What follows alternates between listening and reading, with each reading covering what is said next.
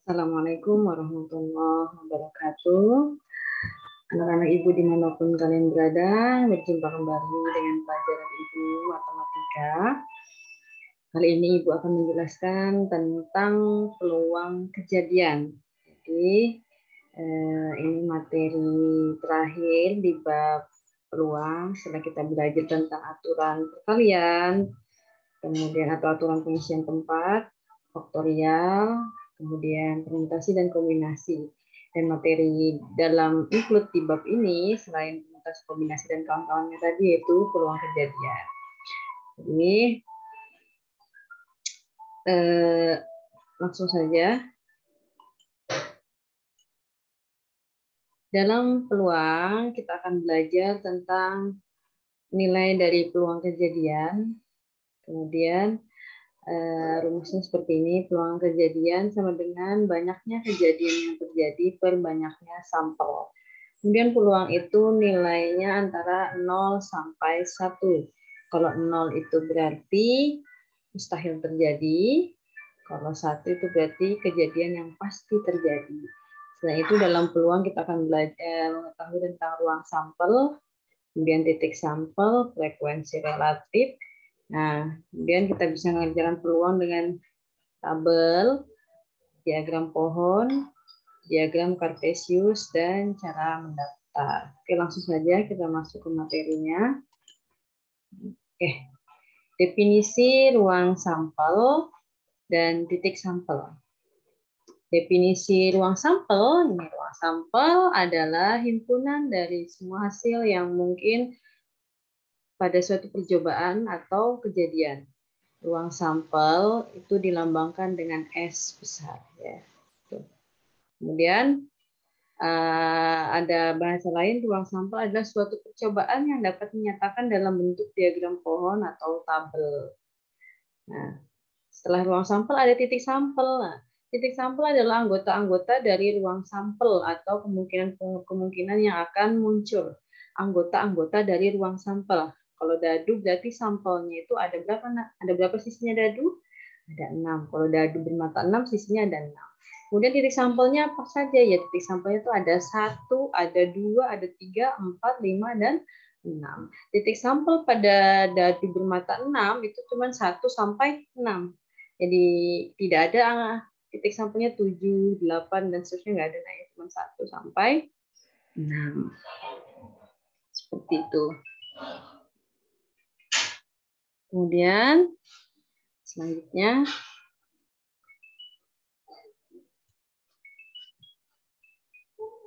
definisi ruang sampel, masih ya definisi ruang sampel dan titik sampel ini contoh soalnya. Tentukan ruang sampel dan titik sampel dari pelemparan sebuah dadu seperti yang dijelaskan tadi. Berarti yang dimaksud adalah dadu bersisi 6. Nih, perhatikan pelemparan sebuah dadu bersisi 6. Ini ada sisinya ada 6 nah ya.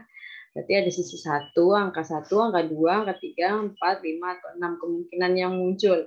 Jadi kejadian yang mungkin dari pelemparan sebuah dadu adalah munculnya muka dadu bernomor 1, 2, 3, 4, 5, atau 6. Dengan demikian sampelnya. Jadi penulisan sampel seperti ini, tanda kurung kurawal di depan dan di belakang itu semua kita tulis. Nah, dari 1 sampai 6 ini adalah sampelnya. Sedangkan titik sampelnya itu ya itu 1, 2, 3, 4, 5, dan 6. Kalau ditanyakan berapa banyaknya sampel pada dadu bermata 6, ada 6. Titik sampelnya apa saja? Yaitu titik sampelnya 1, 2, 3, 4, 5, dan 6.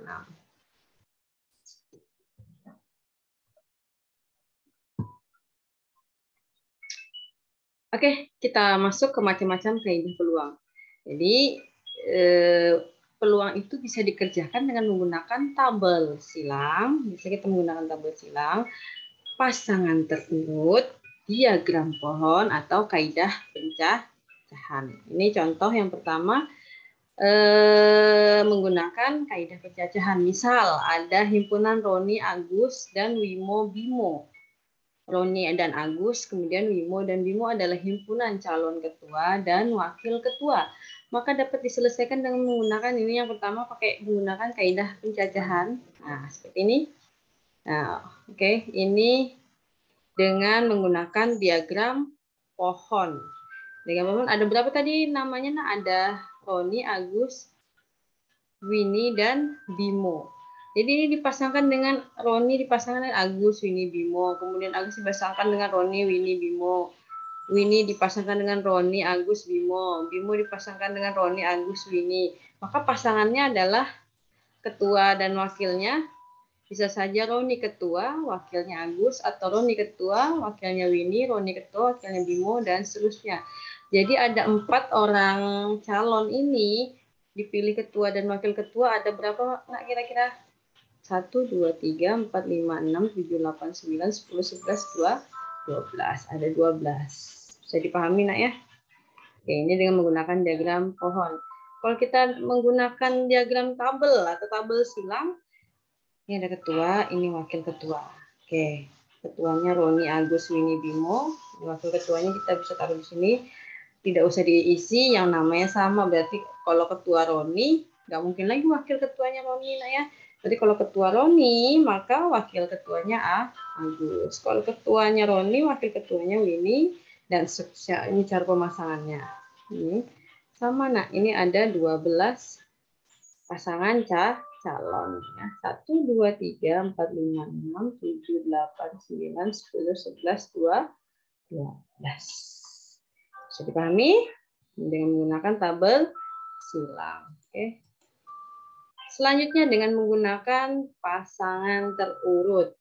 Misalnya A adalah Roni, Agus, Winnie, dan Bimo adalah himpunan calon ketua dan wakil ketua dengan aturan bahwa seseorang tidak boleh merangkap jabatan dengan pasangannya sendiri. Jadi tidak boleh merangkap jabatan, maksudnya Roni ketua ya Roni juga wakil, nggak boleh. Nah ya, jadi pasangannya adalah X dan Y itu berbeda dengan Y dan X dalam kedudukannya, maka pasangan terurut dari A adalah ini Roni, Agus, Roni, Winnie, Roni, Bimo, Agus, Winnie, Agus, Bimo, Winnie, Bimo, atau Agus, Roni. Ini sama jumlah pasangannya terurutnya adalah 12 pasang. Jadi dari 4 orang anggota ini ya, jika dipilih pasangan ketua dan wakil ketua itu ada 12 pasang. Ini pasangan terurutnya. Kalau kalian nggak bingung, langsung aja menggunakan pasangan terurut. Tapi paling gampang kalau soal seperti ini menggunakan diagram pohon. Kalau ibu sih seperti itu, diagram pohon ibu saranin. Karena diagram pohon itu berapapun calonnya bisa kita gunakan. Tapi kalau tabel, kalau hanya dicari ketua atau wakil ketua itu ada hanya 2 macam, nah ya bisa menggunakan tabel. Tapi kalau 3 macam ketua, wakil ketua, sekretaris, lebih aman menggunakan diagram pohon. Oke, selanjutnya setelah kita tadi belajar ruang sampel, titik sampel, kemudian cara menyelesaikan peluang ada dengan menggunakan diagram pohon, kemudian tabel, setelah itu dengan pasangan terurut. Sekarang kita masuk ke peluang kejadian itu sendiri. Nah, dalam peluang ini kita akan mempelajari tentang rumus peluang suatu kejadian, gimana cara menyelesaikannya, kemudian kisaran nilai peluang, macam-macam kejadian, frekuensi harapan, dan frekuensi relatif sebuah peluang. Oke. Yang pertama, kita pelajari macam-macam kejadian. Yang pertama, kejadian acak. Maksudnya, percobaan lemparkan sebuah mata uang logam. Dapatkah kamu memastikan sisi yang akan muncul, sisi angka atau sisi gambar? Jadi kalau kita melemparkan sebuah logam, itu hanya ada 2 sisi. Berarti sampelnya ada 2 ya. Sisi angka dan sisi gambar. Pada percobaan di atas, kejadian yang menjadi perhatian adalah munculnya sisi angka atau sisi gambar. Tentu saja kamu tidak tahu pasti sisi uang logam yang akan muncul ketika kita melempar. Kamu hanya bisa mengetahui bahwa hasil yang mungkin muncul adalah sisi angka atau sisi gambar.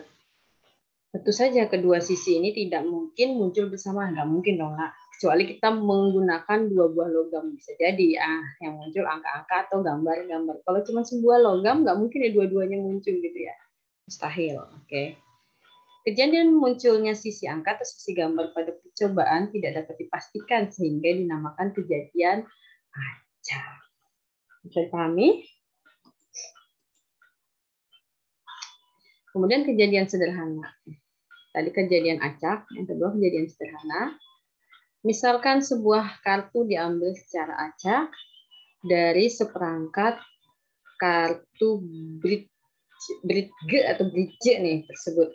Andaikan kartu yang terambil bergambar wajik, maka kejadian muncul kartu bergambar wajik pada pengambilan tersebut dinamakan kejadian sederhana karena munculnya kartu bergambar wajik pasti berwarna merah. Ya, ini yang tahu kartu pasti paham ya. Yang nggak tahu coba dilihat-lihat kartu. Lihat-lihat kalau ada orang main kartu pinjam dulu sebentar, kita lihat oh yang berwarna merah seperti ini ya. Oh, itu namanya wajik.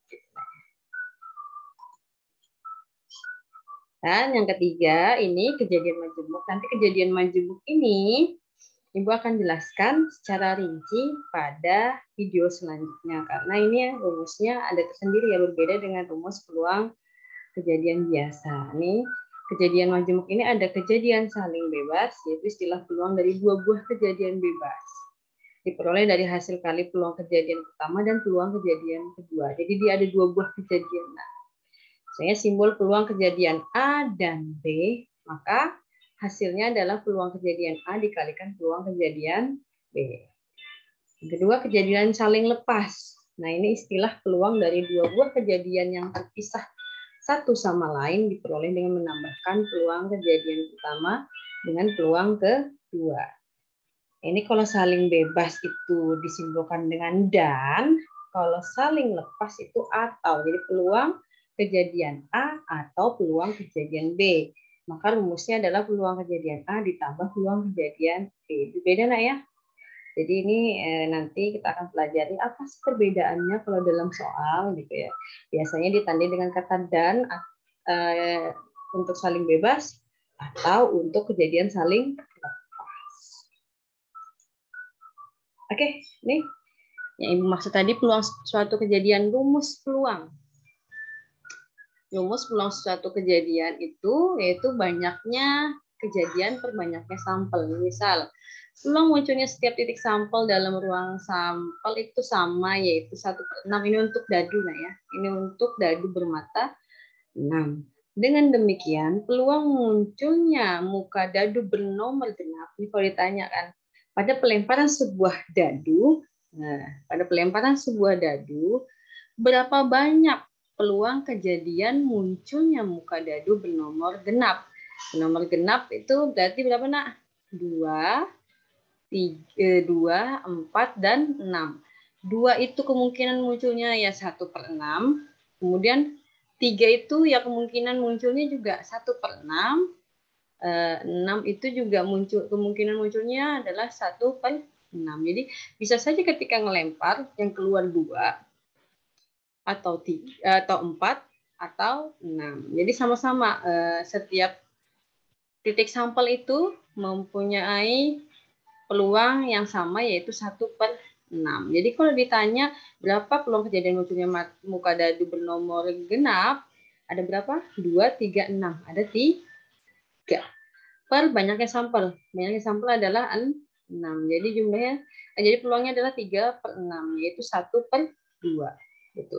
Jadi peluang itu bentuknya pecahan. Nilainya antara 0 dan 1. Kalau 0 itu mustahil terjadi, kalau 1 itu berarti peluang yang pasti terjadi. Kalau ditanyakan, peluang kejadian munculnya angka 1, atau angka 2, atau angka 3, atau angka 4, atau angka 5, atau angka 6 pada pelemparan sebuah dadu. Itu berarti jawabannya 1, pasti. Kalau kita ngelempar sebuah dadu, mesti kalau nggak 1 yang keluar 2. Kalau tidak 2 ya 3, kalau tidak 3 ya 4, kalau tidak 4 ya 5, kalau tidak 5 ya 6. Berarti pasti nak ya. Di antara 1 sampai 6 ketika kita melempar sebuah dadu itu akan keluar. Itu berarti kejadian pasti. Jawabannya adalah 1. Kalau ditanyakan berapa peluang munculnya mata dadu bernomor 10. Mata dadu bernomor 10 pada pelemparan dadu bersisi 6. Apa jawabannya kira-kira? Jawabannya adalah 0. Mustahil. mustahil. Kalau dadunya bersisi 6, itu hanya ada angka 1 sampai angka 6 yang keluar. Kalau 10 itu mustahil terjadi. Bisa dipahami, Nak, ya? Oke. Nih, peluang kejadiannya juga dapat diperoleh dengan cara berikut. Nah, ini lebih simpel, Nak, daripada ini. Ini mungkin kalian susah untuk mengerti. Ini sampelnya ada 1, 2, 3, 4, 5, 6, maka banyaknya sampel. Ini NS ini artinya banyaknya sampel itu ada 6. Kemudian munculnya G ini genap. Munculnya genap itu yaitu 2, 4, dan 6. Ada berapa banyaknya muncul genap? Ini NG ini banyaknya yang muncul genap. Ada 3. Sehingga peluang kejadian munculnya dadu bermata genap itu yaitu banyaknya kejadian genap per banyaknya sampel. Ini rumus bakunya. Nah, itu 3/6 sama dengan 1/2. Maka dapat disimpulkan rumus peluang kejadiannya nih, banyaknya kejadian itu per banyaknya sampel pada objek di kejadian itu. Oke ya, banyaknya sampel. Kalau dadu bersisi 6, sampelnya ada 6. Kalau koin, maka sampelnya ada 2 angka dan gambar. Tapi kalau 2 koin, maka sampelnya ada berapa? Ada 4. 2 gambar dan 2 angka. Kalau 2 Kalau 2 dadu, maka sampelnya ada berapa? Kalau 2 dadu ada 36. Sorry tadi. Kalau 2 logam, maka sampelnya ada benar. Ada 4. 2 gambar dan 2 angka. Kalau dadu bersisi 6, maka 2 dadu bersisi 6, maka sampelnya ada 36. Dari mana? 6 kali 6. Kan kalau 1 dadu sampelnya ada 6. Kalau 2 dadu berarti 6 kali 6 lagi. Kalau 3 dadu, 6 kali 6 kali 6 sebanyak 3 kali. Nah, sama kalau logam, kalau 1 logam itu 2 saja itu angka dan gambar. Kalau 2 logam, 2 kali 2 ada 4. Kalau 3 logam, 2 kali 2 kali 2. 2-nya sebanyak 3 kali. Artinya dipangkatkan 3, 2-nya dipangkatkan 3, jadi 8 angkanya. Nah, ini kisaran nilai peluang yang tadi Bu jelaskan. Peluang suatu kejadiannya itu dari 0 sampai 1. Ditulis peluang kejadian lebih dari atau sama dengan 0 atau kurang dari sama dengan 1. Peluang suatu kejadian yang tidak mungkin terjadi nilainya 0 atau peluang kejadiannya 0. Maka kejadian tersebut dinamakan kejadian yang mustahil. Kemudian peluang suatu kejadian yang pasti terjadi nilainya 1. Maka peluang kejadiannya yaitu 1. Kejadian tersebut dinamakan kejadian nyata atau pasti. Misalnya ada ibu melahirkan, ada ibu mengandung. Kira-kira peluang kejadian anaknya lahir laki-laki atau perempuan? Ya pasti 1, Nak, ya. Anaknya kalau enggak laki-laki kan perempuan. Kalau peluang kejadian lahirnya laki-laki, misalnya tidak ada kembar, Nak, ya, laki-laki, berarti 1/2. Atau peluang kejadian lahirnya perempuan 1/2, gitu ya, setengah dari kejadian itu. Kalau mustahil ini, ya itu tadi seperti contoh peluang munculnya mata dadu 7 dari pelemparan sebuah dadu bersisi 6. Itu mustahil ya, mustahil. Oke. Nih contoh soal untuk kisaran peluang. Matahari terbit di utara adalah kejadian mustahil. Matahari terbit di mana, Nak? Ya, di barat ya. Jadi kalau di utara itu mustahil, maka peluangnya 0. Manusia akan meninggal atau makhluk hidup akan mati adalah kejadian pasti. Maka peluangnya adalah 1. Ini komplement suatu kejadian. Komplement. Untuk setiap kejadian A dan kejadian bukan A berhubungan seperti ini. Jadi peluang kejadian bukan A itu 1 dikurang peluang kejadian A. Ini rumus baku. Artinya ini bukan A, ini adalah peluang A komplement. itu sama dengan 1 dikurang peluang kejadian A. Ya. Peluang kejadian bukan A ini sama dengan peluang A komplement. Komplement ini adalah kejadian yang bukan terjadi pada suatu kejadian tersebut. Sebagai contoh soal. Oke. Jika peluang turun hujan pada hari ini 0,7, maka tentukan peluang tidak turun hujan. Tidak turun hujan berarti kita tinggal kurangkan 1 kurang 0,7. Nah, peluang tidak turun hujan ini adalah peluang komplement turun hujan. Peluang komplement turun hujan. Jadi 1 kurang peluang kejadian hujan turun. Maka 1 kurang 0,7 sama dengan 0,3. Ini kalau ditambahkan 0,3 tambah 0,7 kembali ke 1 ya. Jadi ini contoh kejadian komplement tadi.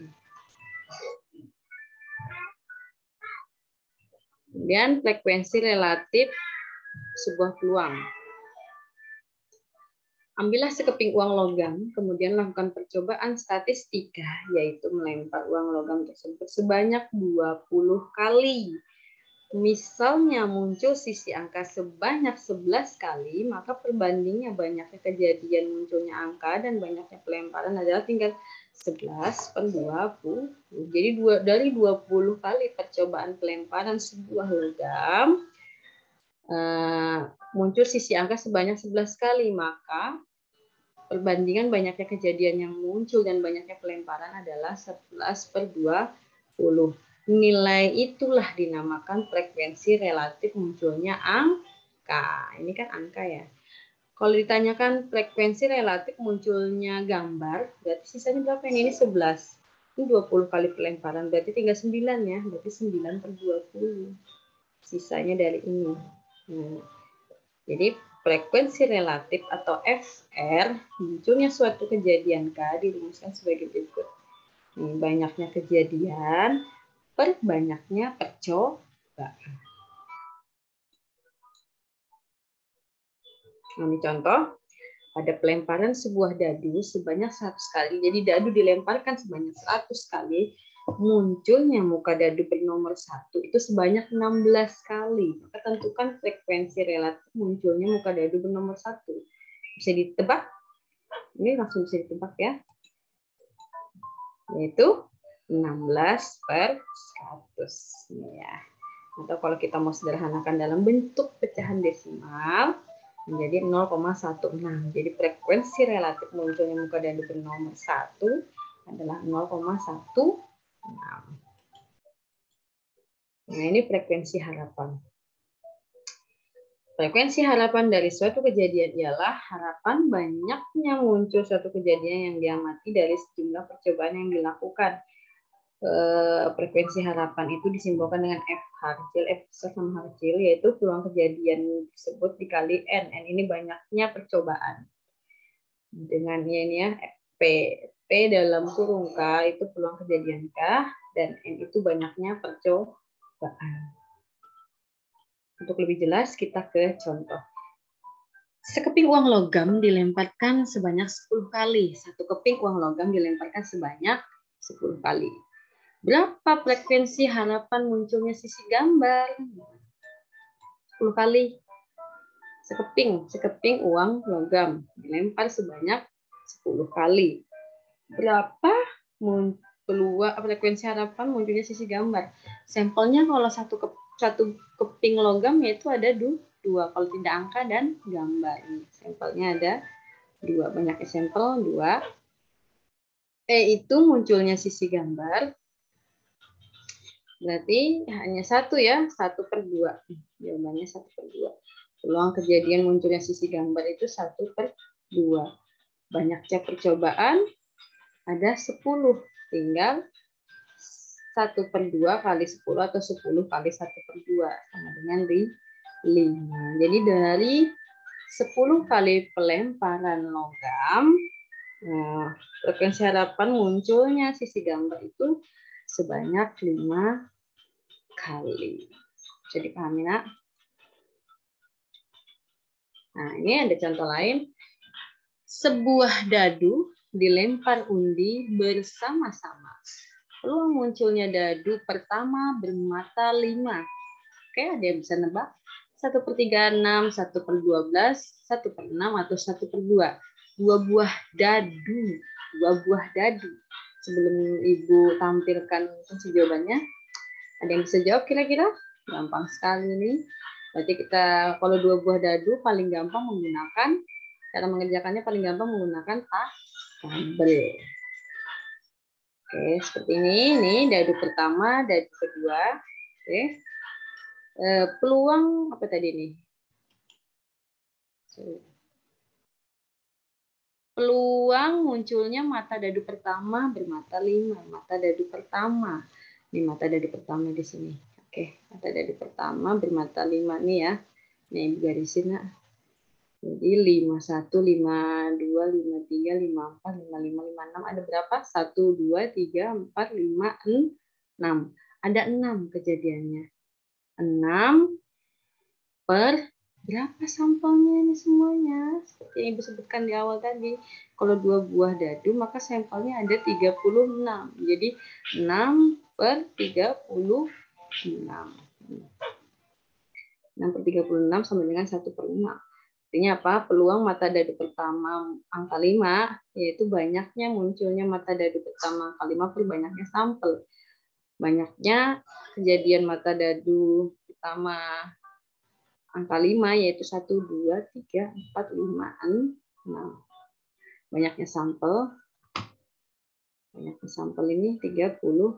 Nah, berarti 6 per 36 sama dengan 1/6.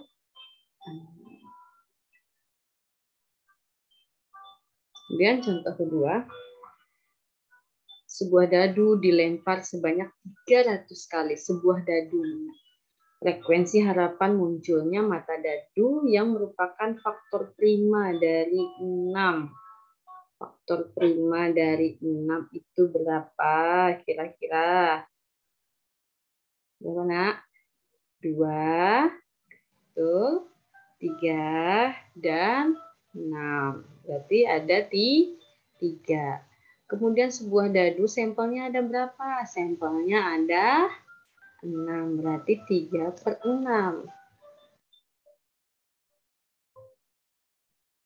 Ini salah ya Ibu tulisnya ya. Harusnya 2, 3, dan 6. Bukan 2, 3, 5. Oke. Itu tetap 3/6. Jadi 1/2.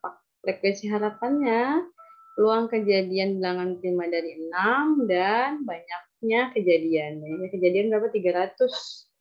Setengah kali 300 yaitu 150 kali. Jadi dari pelemparan 300 kali, dari pelemparan dadu sebanyak 300 kali, munculnya faktor dari 6 adalah sebanyak 150 kali. Oke, dari pernyataan berikut yang merupakan suatu kepastian. Apa kira-kira? A. Dalam 1 tahun terdapat 365 hari. B. Matahari mengelilingi bumi. C. Benda yang berat akan mengapung. Atau D. Komet Halley muncul setiap 76 tahun sekali. Yang pasti, matahari mengelilingi bumi. Dalam 1 tahun terdapat 365 hari. Belum tentu, karena ada bulan Februari, ada yang 29, ada 28. Benda yang berat akan mengapung mustahil. Ini kejadian yang mustahil terjadi, yaitu komet Halley muncul setiap 76 tahun sekali. Juga suka-suka yang membuat lah ya kapan mau dimunculkan kometnya gitu ya. Oke. Jadi ini bukan kejadian pasti, yang pasti ini ya. Yang B. Kemudian yang contoh nomor 4. Andaikan orang tua kalian akan membeli mobil keluarga. Kayak pilihan warna kendaraan ada merah, putih, hijau, hitam, atau perak. Sedangkan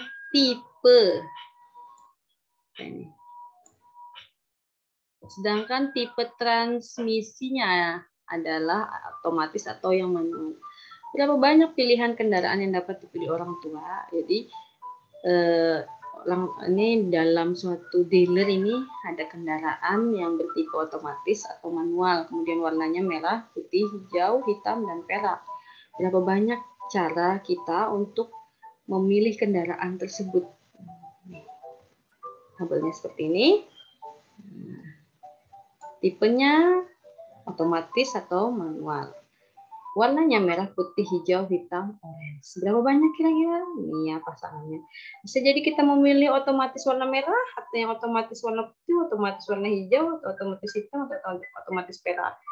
Atau mau yang manual berwarna merah, manual berwarna putih, manual berwarna hijau, manual berwarna hitam, atau manual berwarna perak. Jadi ada berapa macam kira-kira pilihannya? 1, 2, 3, 4, 5, 6, 7, 8, 9, 10. Dari tabel ini sudah kelihatan ada 10 macam. Tapi cara cepatnya adalah banyaknya sampel sama dengan pilihan warna. Pilihan warna ada berapa? Ada 5. Kali tipe. Tipenya ada berapa? Tipenya ada 2. Ini pilihan warnanya ada 5.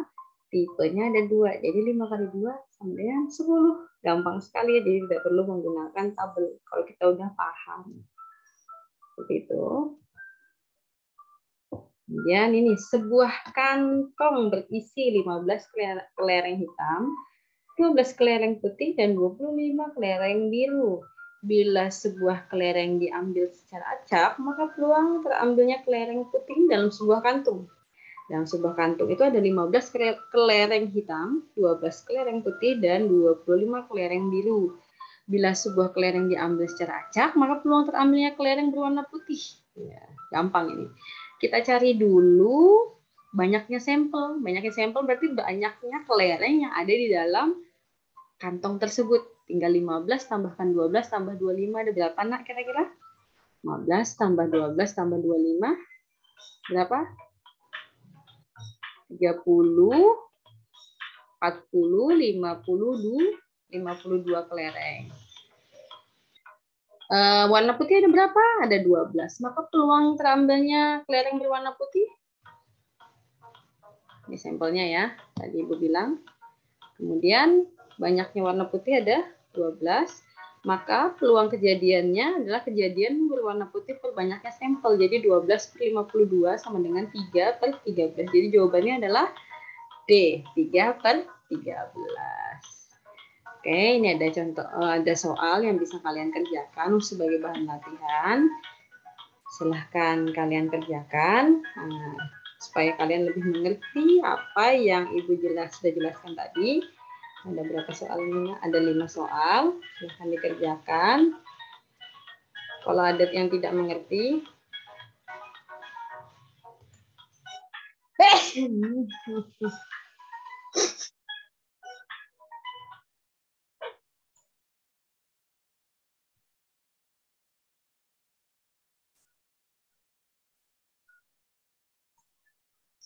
kalau ada yang tidak dimengerti, bisa kalian tanyakan ke Ibu via japri WA atau video call. Kita selesaikan secara bersama-sama.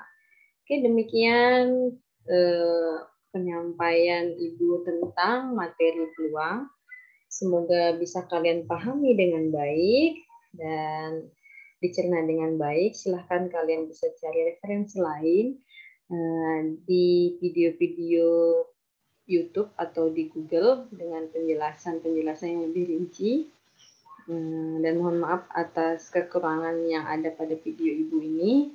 Sekali lagi semoga bisa membantu kalian untuk memahami tentang materi peluang pada bab matematika kita kali ini. Silakan dicoba-coba latihan soalnya. Cukup sekian pemaparan dari Ibu. Kita lanjutkan di video selanjutnya untuk membahas tentang peluang kejadian menjebuk. Wassalamualaikum warahmatullahi wabarakatuh.